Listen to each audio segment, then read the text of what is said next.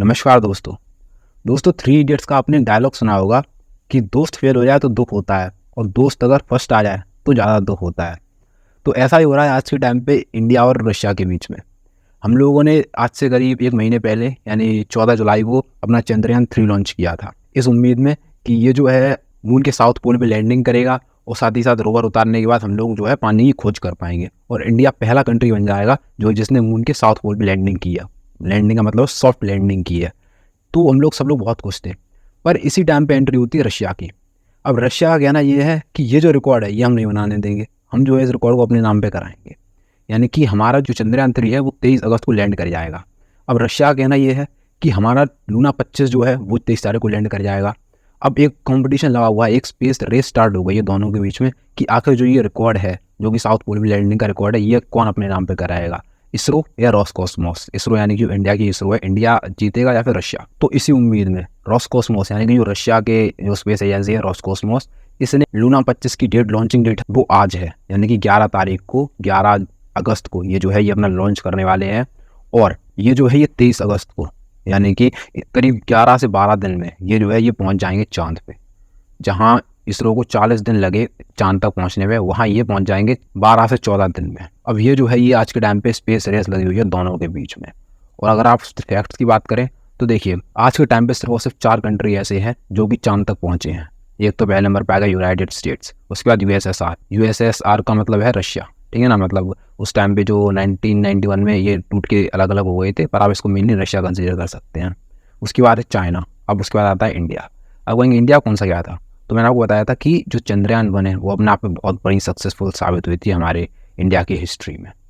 पर ये जो है ये आप लोग रेड कलर से इसलिए देख रहे हैं क्योंकि ये जो है हमारी कोई सॉफ्ट लैंडिंग नहीं थी।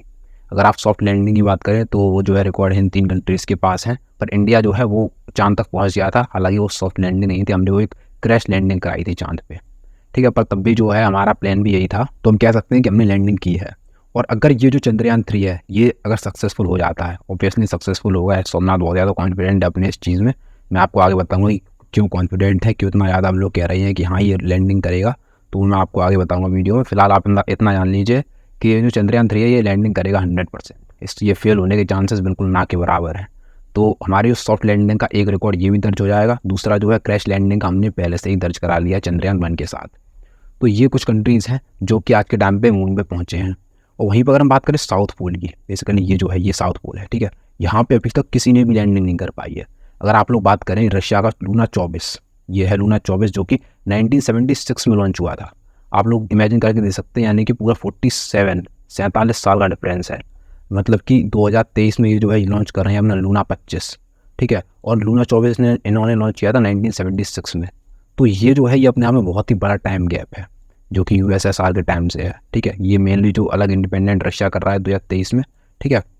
तो लूना 24 ने भी जो है वो यहाँ पे ये यहाँ पे लैंडिंग की थी, पर साउथ पोल में अभी तक किसी ने लैंडिंग नहीं किया। तो ये जो रिकॉर्ड है ये अपने आप में ही बहुत बड़ी अचीवमेंट है होगी इंडिया के लिए, अगर हम लोग पहले लैंडिंग कर जाते हैं।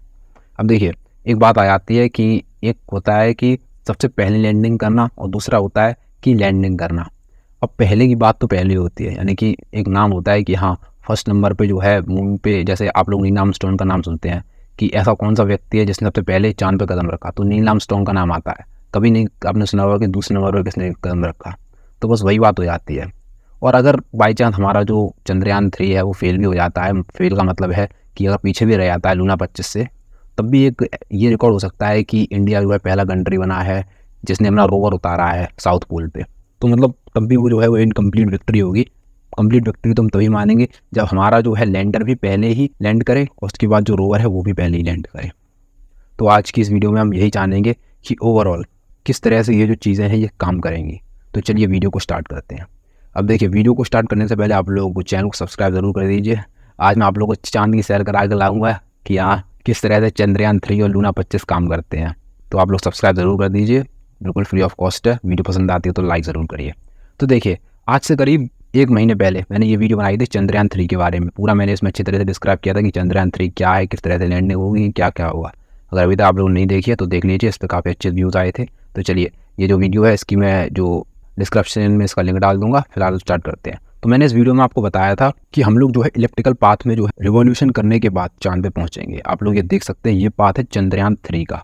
ध्यान से देखना, ये पाथ है चंद्रयान 3 का। आप लोग देख सकते हैं कि कितने सारे ये एक तरह से इलेक्ट्रिकल पाथ को फॉलो कर रहा है, और वहीं मून पे भी बहुत बार चक्कर लगाया है। आप लोग ये देखिए, 1 2 3 4 5, मतलब इसमें जो है टाइम लगता है, इसीलिए हम लोग को लग रहे हैं 40 दिन।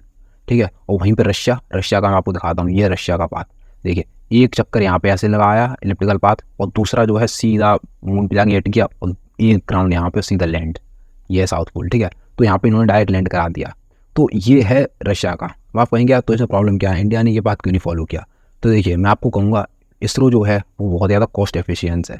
यानी कि हम लोगों ने एक बहुत ही कम बजट में मार्स पे अपना जो है रॉकेट पहुँचा दिया था। अपना ऑर्बिटर आपने देखा होगा, मार्स पे हमने पहुँचा दिया था M1 मिशन से, मार्स ऑर्बिटर मिशन। तो उसमें भी हम लोगों ने इसी टेक्निक को फॉलो किया था। तो अब जो जिसको नहीं पता है कि ये जो टेक्निक है वो कैसे काम करती है, वो आपको बताऊंगा। देखिए, इस टेक्निक में क्या होता है, इस टेक्निक में फ्यूल आपका कंजम्पशन बहुत ज़्यादा कम होता है। उस टेक्निक में क्या है, उसमें बहुत ज़्यादा फ्यूल जो है वो बहुत ज़्यादा लग जाता है। अगर आप डायरेक्ट भी जाएंगे, जैसे अगर जो इसरो ने अपोलो अपना मिशन स्टार्ट किया था, जिसमें नील आर्मस्ट्रांग गए थे, तो वो जो है वो 3 दिन पे मून पे पहुंच गए थे। मतलब टोटल 3 दिन लगे थे। वहाँ पर क्या हुआ था, सीधा का सीधा अर्थ छोड़ा रॉकेट और सीधा हिट किया जाके मून को। अब ऐसा क्यों किया था? क्योंकि उसमें बैठे थे इंसान, लोग बैठे थे। तो उनको जो है 40 दिन तक सर्वाइव करने की कॉस्ट ही अपने आप में बहुत ज़्यादा पड़ जाएगी, जितना आगे इस पूरे मिशन में नहीं पड़ेगी। तो इसीलिए जो है वो बहुत ज़्यादा कॉस्ट एफिशिएंट था उस टाइम पे, सिर्फ 3 दिन में पहुंचाना, एज़ कम्पेयर टू 40 दिन तक सर्वाइवल ऑफ स्पेस में, और वो भी बहुत ज़्यादा रिस्की हो जाता है। तो इसीलिए जो है जो वो मिशन था वो एक मजबूरी थी। पर आज के टाइम पे जो हम लोग हैं, हम लोग भेज रहे हैं सैटेलाइट्स और ये सब भेज रहे हैं, तो 40 दिन तक ये आराम से सर्वाइव कर सकती है, इनमें इनको कोई भी ज़्यादा दिक्कत नहीं होगी। तो इसीलिए हम लोग जो है अपने पैसे बचाने के लिए ये इस बात को फॉलो कर रहे हैं। पर वहीं पे रशिया का अगर कंपैरिजन करते हैं, रशिया क्यों इस बात को फॉलो कर रहा है, तो देखिए, पहली बात तो जो ज़्यादा जो इसरो है वो कॉस्ट ऑफ एफिशिएंसी है, पैसे बचाने में उतना ज़्यादा कोई कंट्री नहीं है। ठीक है। सबसे कम दाम में हम ही लोग अपने जो स्पेस मिशन करते हैं, सिर्फ 650 करोड़ की कॉस्ट थी पूरा चंद्रयान 3 की।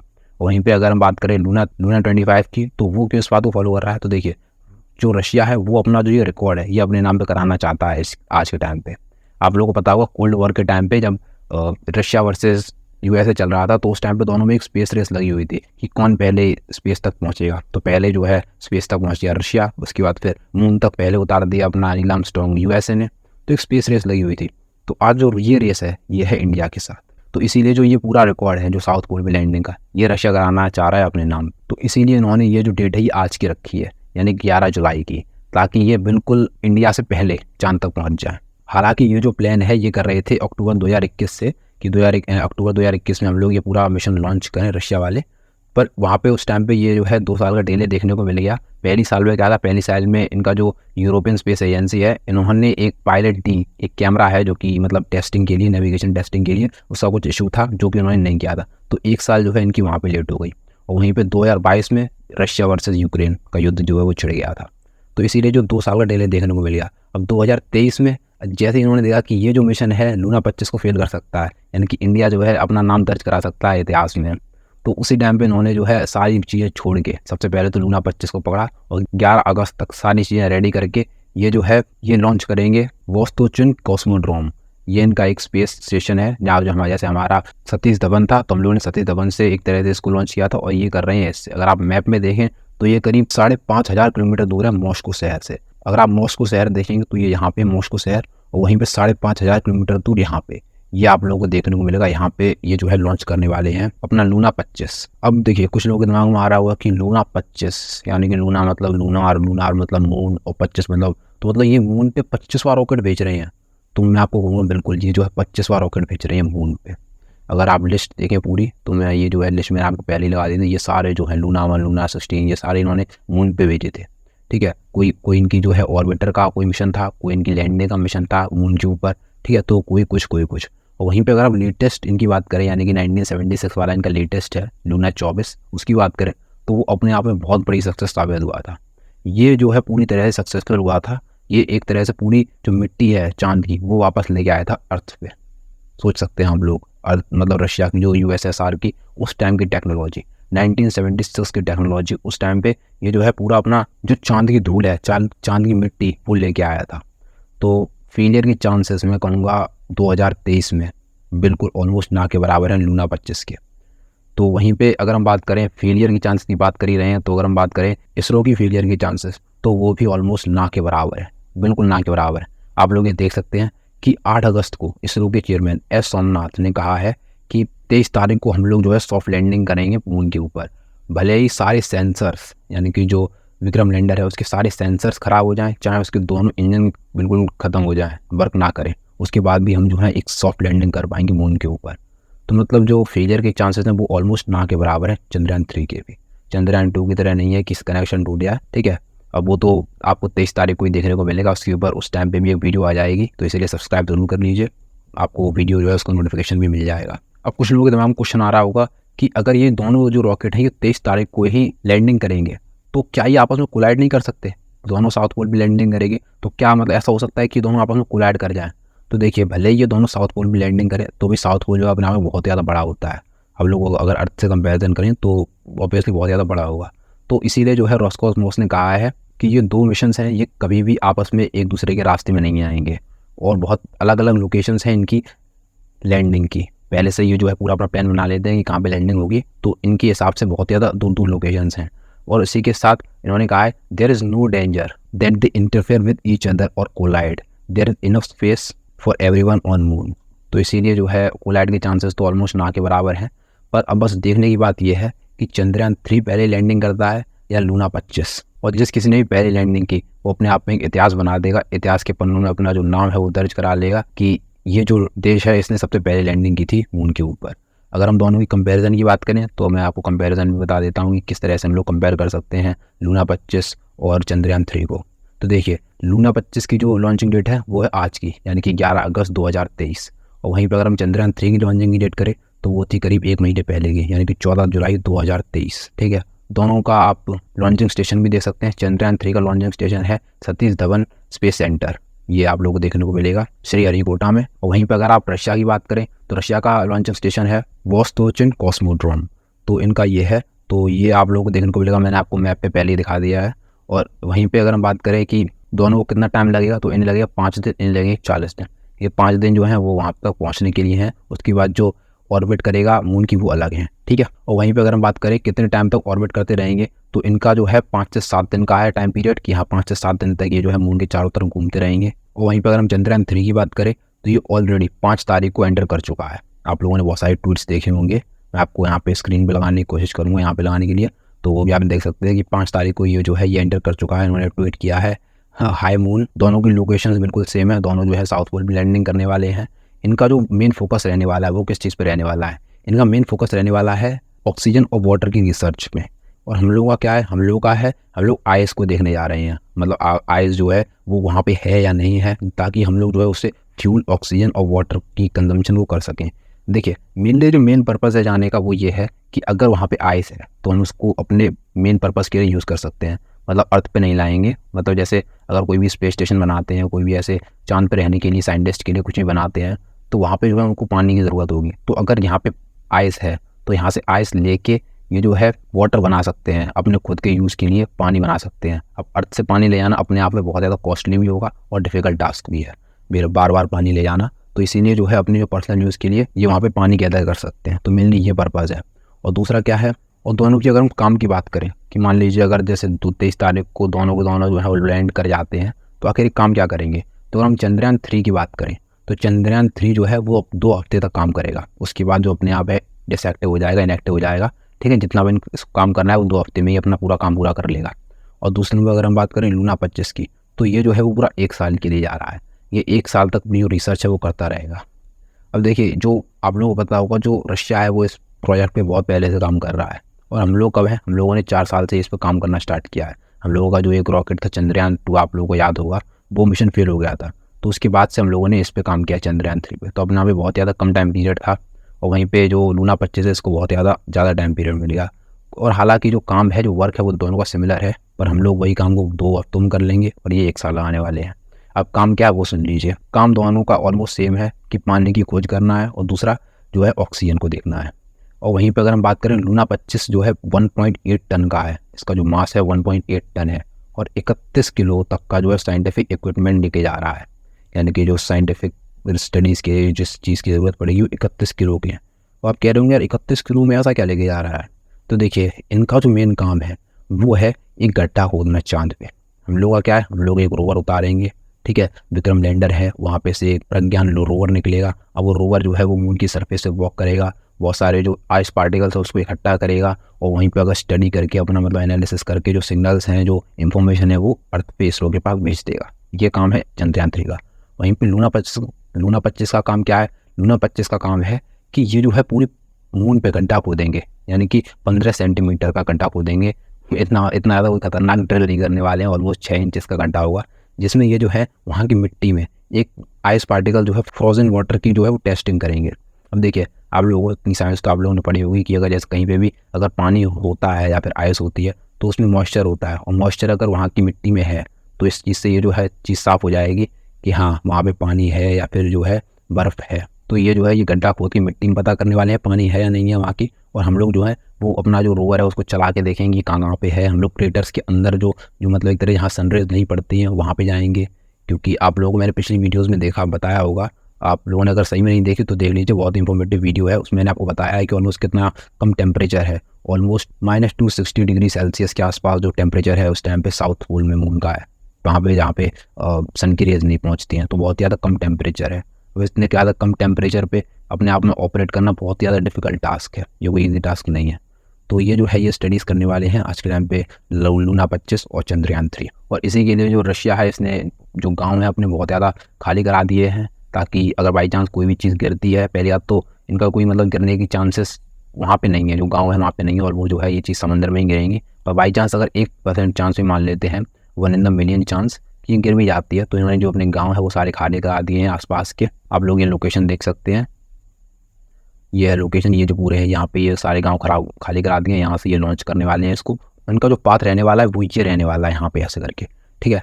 अब आप लोग कहेंगे यार यहाँ पे ये पाथ क्यों रहने वाला है? तो देखिए, ये जो पाथ है ये सारे जितने भी रॉकेट लॉन्च होते हैं, जितने भी सैटेलाइट्स ऊपर जाते हैं, वो सारे इसी बात को फॉलो करते हैं, क्योंकि यहाँ पे हमारा इक्वेटर, ये आप लोग यहाँ पे इक्वेटर देख सकते हैं। तो ये जो है इक्वेटर है वो यहाँ पे ग्रेविटी अपने आप कम होती है। आप लोगों के बहुत सारे साइंटिफिक रीज़न है, एक साइंटिफिक रीज़न मैं आपको बता देता हूँ कि पृथ्वी घूमती है तो सेंट्रीफ्यूगल फोर्स आप लोग समझ सकते हैं, सेंट्रीफ्यूगल फोर्स जो कि बाहर की तरफ लगती है, तो इसलिए यहाँ पे जो है ग्रेविटी कम रहती है। तो यहाँ से कोई भी रॉकेट को लॉन्च कराना बहुत ज़्यादा ईजी है, स्पेस में पहुँचाना। तो इसीलिए जो सारे रॉकेट्स हैं वो इसी चीज़ को फॉलो करते हैं। इनफैक्ट इंडिया जो है वो भी अपना जो है यहाँ ऐसे करके मतलब घूम के आता है ऊपर। तो ये जो है ये पाथ फॉलो करने वाले हैं लूना 25। तो इसीलिए जो ये गाँव है ये खाली करा दिए थे, खाली करा दिए हैं। अब देखिए, एक जो चीज़ है वो मैं आपको क्लियर करना भूल गया, मैं आपको भी बता देता हूँ। देखिए, जो जितने भी रॉकेट हैं, जो भी लोग हैं जो ऊपर जाते हैं, वो इस बात को फॉलो क्यों करते हैं? तो इस बात को फॉलो करने का सिर्फ एक रीज़न है, फ्यूल की कंजम्पशन को कम करना, ठीक है। मतलब अगर आप इस बात को फॉलो करेंगे तो फ्यूल जो है वो कम खर्च होगा। अब अगर कुछ लोग सोच रहे हो कि बार बार इतने ज़्यादा राउंड मारेंगे तो फ्यूल बहुत ज़्यादा खर्च होगा, पेर में घूमेंगे पृथ्वी की चारों तरफ, उसके बाद फिर चांद की चारों तरफ घूमेंगे तो और भी ज़्यादा फ्यूल खर्च होगा, इससे बढ़िया तो जो है 1-2 चक्कर लगाओ सीधा पहुंच जाओ ऊपर। तो देखिए, ऐसा कुछ नहीं होता, ये स्पेस है, अर्थ नहीं है, यहाँ पे फ्रिक्शन ऑलमोस्ट ना के बराबर है। तो अगर किसी भी रॉकेट को अगर आपको इतना ज़्यादा घुमाना है तो उसके लिए आपको फ्यूल की कंजम्पशन की ज़रूरत नहीं है, फ्यूल की बिल्कुल भी ज़रूरत नहीं है, आपको सिर्फ और सिर्फ एक बूस्ट देना पड़ेगा। मान लीजिए ये जो है ये सैटेलाइट यहाँ से लॉन्च हुई है, ठीक है। अब ये यहाँ से लॉन्च होते हुए घूमते हुए आई है, ठीक है ना, अर्थ की ऑर्बिट में, और यहाँ से आपको जैसे यहाँ पे पहुँचेगी इस लोकेशन पे, एक सेकंड में पेन सेलेक्ट कर लूँ, तो यहाँ पे ऐसे इस लोकेशन पहुँचेगी, ठीक है। तो यहाँ पे एक बूस्ट देना पड़ेगा ताकि ये इस ऑर्बिट को छोड़ के थोड़ा आगे जाए। फिर उसके बाद जैसे ये यहाँ तक पहुँचेगा, ठीक है, फिर ये दूसरी ऑर्बिट में घूमने लगेगा, फिर घूमते घूमते घूमते घूमते फिर यहाँ तक आएगा। फिर मतलब जैसे ही यहाँ तक पहुँचेगा उसके बाद जो बूस्टर है उसको बंद कर दिया जाता है, फिर ये घूमते घूमते घूमते घूमते फिर यहाँ पे फिर उसको बूस्ट देना पड़ता है ताकि तीसरी ऑर्बिट पे चला जाए। फिर ये यहाँ पे घूमता रहेगा, यहाँ पे घूमने के बाद फिर यहाँ पे आएगा जैसे इस जगह पे, ठीक है, फिर यहाँ पे इसको बूस्ट दिया जाएगा। तो ये धीरे धीरे धीरे धीरे मतलब मून के पास पहुँचाने की कोशिश की जाती है, और फाइनली एक फाइनल बूस्ट दिया जाता है ताकि ये डायरेक्ट मून की ऑर्बिट में कैच कर जाए। जैसे ये फाइनल अपनी ऑर्बिट में आता है चंद्रयान-3, तो यहाँ पे फाइनल पूरी तरह से बूस्ट दिया जाता है फुल थ्रस्ट पे ताकि मून की कक्षा को कैच कर ले। तो ये जो है ये अपने आप में बहुत ज़्यादा डिफिकल्ट टास्क हो जाता है। तो जो 5 तारीख को जो एक इसरो की साइड से जो ट्वीट आया था वो यही था, जो कि अपने आप बहुत ज़्यादा इंपॉर्टेंट हो जाता है कि जैसे ही ये जो फाइनल बूस्ट देते हैं, ठीक है, तो ये जो है मेन हो जाता है कि ये इस ऑर्बिट को कैच कर ले। अगर बाई चांस नहीं कैच कर पाता इस बूस्ट में तो ये जो है इसकी ऑर्बिट से बाहर निकल जाएगा। बाहर निकलने के बाद ये पूरा स्पेस में लॉस्ट हो जाएगा, उसके बाद कनेक्शन लॉस, सब कुछ खत्म, मिशन पूरी तरह से फेल। तो जो मेन चीज़ होती है वो बस यही होती है कि जो इसकी ऑर्बिट है इसको कैच कर लेना। तो हमारा जो है कैच कर चुका है और ये इस टाइम पे मून की ऑर्बिट में रिवॉल्व कर रहा है। तो अब जैसे यहाँ पे कैच कर लिया, फिर ये यहाँ पे घूमेगा, ठीक है। अब इसका जो बूस्ट है इसको धीरे धीरे कम किया जाएगा, ठीक है। तो इसीलिए फिर ये पास में आता रहेगा। फाइनली जो है ये बिल्कुल मून के पास आके यहाँ पे 2-4 राउंड मारेगा, फिर लैंड कर जाएगा। तो ये जो है मैंने आपको बता दिया कि क्यों इतना ज़्यादा जो घुमा के ये रॉकेट को पहुँचाया जाता है, और इसमें मेन चीज़ क्या होती है, 5 तारीख जो है इसरो के लिए क्यों ज़रूरी थी। तो उम्मीद है आप लोगों को वीडियो इन्फॉर्मेटिव लगी होगी, कुछ नया जानने को मिला होगा। और अगर जानने को मिला है तो इस वीडियो को लाइक ज़रूर करिए, कमेंट में बताइए कि आप लोग क्या सोचते हैं रशिया के बारे में इस वीडियो को देखने के बाद, जो इस टाइम पे आजकल रशिया कर रहा है। और साथ ही साथ इस चैनल को सब्सक्राइब करिए ऐसी ही वीडियोस और देखने के लिए। तो चलिए मिलते हैं अगली वीडियो में, तब तक के लिए जय हिंद।